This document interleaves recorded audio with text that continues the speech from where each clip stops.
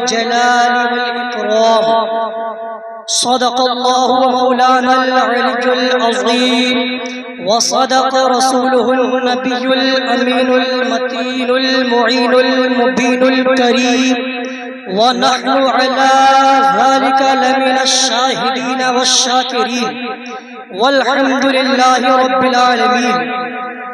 وعدہ توحید کے متوالو، شمع رسالت کے پروانوں، حیدر قرار کے شہدائیوں، غوث اعظم کے عقیدت مندوں، غریب نواز کے چاہنے والوں، اولیاء امت کے جانثاروں، اعلیٰ حضرت کے ماننے والوں، تاج الشریعہ کے متوالوں، آئیے ہم اور آپ سب سے پہلے جناب احمد مجتبی حضرت محمد مصطفیٰ صلی اللہ تعالی علیہ وسلم کی بارگاہ اقدس منا میں جھوم جھوم کر درود پاک کا نذرانہ پیش کریں.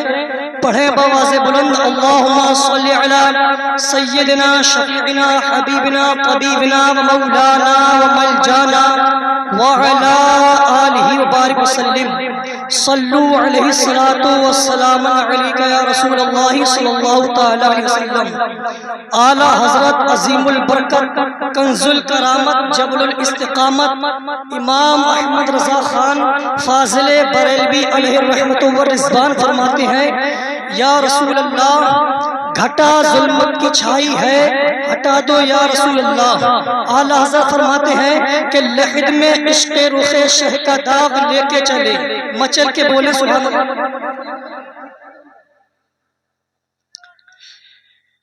لحد میں عشق رخ شہ کا داغ لے کے چلے، اندھیری رات سنی تھی چراغ لے کے چلے. اندھیری رات سنی تھی چراغ لے کے چلے. حضرات محترم، آج کی یہ رات بہت بابرکت اور عظیم اور بہت ہی مقدس رات ہے. ہم اور آپ بہت خوش نصیب ہیں کہ ہمیں اور آپ کو رات کا یہ حصہ نصیب ہوا ہے. نہ جانے کتنے لوگ ایسے ہیں جو گزشتہ سال میں اس جلسے میں موجود تھے، اس سال نہیں ہے. ایسا ہے کہ نہیں ہے؟ اس سال نہیں ہے. حضرات محترم، اللہ رب العزت قرآن مجید فرقان حمید میں ارشاد فرماتا ہے کل من علیہا فان. تمام چیزیں دنیا کی فنا ہو جائیں گی. دنیا یہ فانی ہے. اگر کوئی چیز باقی رہنے والی ہے تو اللہ شاہ فرماتا ہے وَيَبْقَى وَجْهُ رَبِّكَ ذُو الْجَلَالِ وَالْإِكْرَامِ. اگر کوئی چیز باقی رہے گی تو وہ رب تعالیٰ کی ذات ہے. رب تعالیٰ کی وہ عظیم ذات ہے جو اس دنیا میں باقی رہے گی، ورنہ اس دنیا میں کوئی چیز باقی رہنے والی نہیں ہے. کیونکہ اللہ رب العزت نے مختلف جگہ قرآن مجید میں ارشاد فرمایا ہے اے لوگوں، ہر جاندار چیز کو موت کا مزہ چکھنا ہے. حضرات محترم، غور کرنے کا مقام یہ ہے جب قرآن مقدس کی آیت کریمہ نازل ہوئی کل نفس ذائقۃ الموت، تو فرشتوں کو بھی یقین ہو گیا کہ بے شک ہم کو بھی موت کا مزہ چکھنا ہے. حضرات محترم، دنیا میں انسان آتا ہے اور نہ جانے کتنی کتنی اونچی بلڈنگیں بناتا ہے، اپنی خواہشات کو پورا کرتا ہے، لیکن وہ یہ غفلت میں ہے کہ اے نادا تجھے کیا موت نہیں آئے گی؟ کہ تجھے موت نہیں آئے گی؟ دنیا میں رہتے انسان کتنی بھی اونچی ڈگری حاصل کر لے، کتنا بھی اونچا پد حاصل کر لے، لیکن چاہے وہ کتنی بھی لمبی مونچھ رکھ لے، دنیا میں رہ کے کتنی ترنگیری رہ لے، کیا اس کو یہ سوچ نہیں ہے کہ اللہ رب العزت کے آگے اسے حساب دینا ہے؟ اللہ رب العزت کے آگے پیشی ہوگی. کیا وہ بھولا ہوا بیٹھا ہوا ہے؟ حضرات محترم، ہم کو اور آپ کو اس دنیا سے جانا ہے کیونکہ یہ دنیا فانی ہے. دنیا اور آخرت کے درمیان ایک جگہ ہے جس کا نام ہے عالم برزخ. عالم برزخ، عالم برزخ آپ دیکھو پیچھے دیکھو، عالم برزخ ہے. اس عالم برزخ میں ہم کو بھی رہنا ہے اور آپ کو بھی رہنا ہے. ہم سب کو عالم برزخ میں رہنا ہے. حضرات محترم، دفن کرنے کے بعد کوئی کسی کے کام میں نہیں آنے والا ہے. میں آپ کو اس لیے بات بتا رہا ہوں، آپ قبرستان میں بیٹھے ہوئے ہیں، اپنی موت کو یاد کریں. اپنی موت کو کثرت کے ساتھ روزانہ یاد کرنا چاہیے، کیونکہ حضرت مولا علی شیخ فرماتے ہیں اپنی موت کو یاد کیا کرو. اگر آپ اپنی موت کو یاد نہیں کریں گے پھر بھی آپ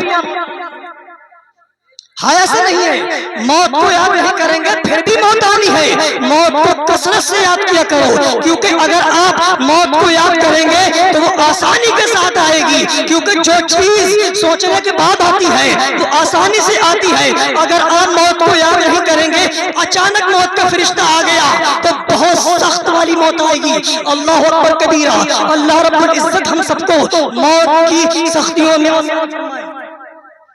حضرات محترم، آج انسان دنیا میں رہ کے اپنے بچوں کو دینی تعلیم سے محروم کر دیتا ہے۔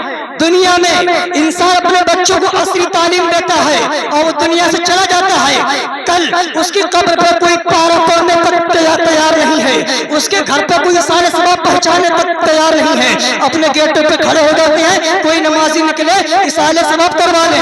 اے نادانو سنو سنو، اپنے بچوں کو دینی تعلیم دو، اس کی بھی دنیا و آخرت سمجھ جائے۔ آپ کے جانے کے بعد وہ آپ کے قبر پر جب وہ قرآن مقدس کی تلاوت کرے گا تو جو قبر پہ آنے والی مصیبتیں ہیں اس کے صدقے میں ساری مل جائیں گی۔ آج انسان دنیا میں بچوں کو کیا کیا تعلیم حاصل کراتا ہے۔ لاہور کے پاس کا ایک واقعہ ہے، بس وہ واقعہ میں 2 منٹ میں اپنا ختم کر کے استاد صاحب بیٹھے ہیں، میں زیادہ بولنے کی عادت نہیں ہے، معذرت کے ساتھ۔ لاہور کے پاس بچوں نے بہت مہارت حاصل کی ہے، بڑی بڑی ڈگریاں حاصل کی ہیں، 5 بچے ٹاپ نمبر پہ آئے، 5 بچے ٹاپ نمبر پہ۔ ماسٹر صاحب نے کہا یہ بچے پڑھنے میں اچھے ہیں، ان کو آگے بڑھاؤ، ان کو آگے بڑھاؤ، انہیں اور ڈگری حاصل کراؤ۔ 5 بچوں کو کھڑا کیا اور کہا بیٹا تم کیا بننا چاہتے ہو؟ پہلے نے کہا میں انجینئر بننا چاہتا ہوں، دوسرے سے کہا تو کیا بننا چاہتا ہے؟ دوسرے نے کہا میں پروفیسر بننا چاہتا ہوں، تیسرے کے ساتھ تو کیا کرنا چاہتا ہے؟ بولا میں فوج میں داخل ہونا چاہتا ہوں۔ چوتھے سے کہا تو کیا بننا چاہتا ہے؟ بولا میں ڈاکٹر بننا چاہتا ہوں۔ جب 5ویں کی باری آئی کہ بیٹا تو کیا بننا چاہتا ہے، وہ بیٹا رونے لگا۔ ماسٹر صاحب نے کہا بیٹا رو مت، مجھے پتا ہے تو بہت غریب ہے، تیرے پاس اتنا پیسہ نہیں ہے، تو اونچی اونچی ڈگریاں حاصل کر لے، تو مجھے تو بچا، تیرا خرچہ میں استعمال، تیرا خرچہ عمر بھر جتنے تو پڑھائی میں لگائے گا وہ سب میں برداشت کروں گا۔ حضرات محترم، وہ بیٹا کہنے لگا میں صحابی رسول بننا چاہتا ہوں۔